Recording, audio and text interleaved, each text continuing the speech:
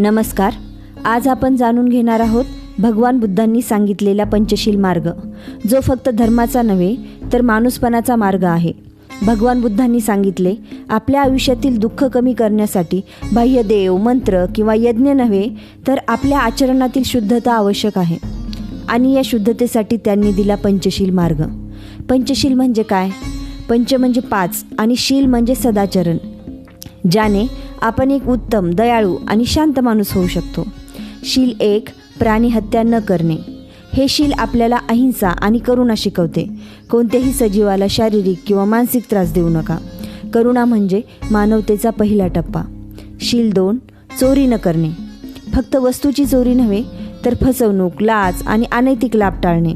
प्रामाणिकपणा हेच खरे धन आहे. शील 3, कामवासनेच्या दुराचारापासून अलिप्त राहणे. हे शील संयम आणि शुद्धतेचं प्रतीक आहे. दुसऱ्याच्या संबंधात हस्तक्षेप न करणे आणि स्वतःचं वर्तन शुद्ध ठेवणे हेच सामाजिक संतुलनाचं रहस्य आहे. शील 4, असत्य न बोलणे. सत्य बोलणे हा या शीलाचा पाया आहे. बुद्ध म्हणाले, सत्य, नम्रता आणि उपयुक्तता हेच भाषेचं सौंदर्य आहे. आपले शब्द इतरांना दुखवतील असे नसावे. शील 5, मादक पदार्थांचा त्याग करणे. व्यसनामुळे विवेक हरवतो आणि मन भ्रमित होतं. स्वच्छ विचार आणि जागरूकता टिकवण्यासाठी या शीलाचं पालन अत्यंत गरजेचं आहे.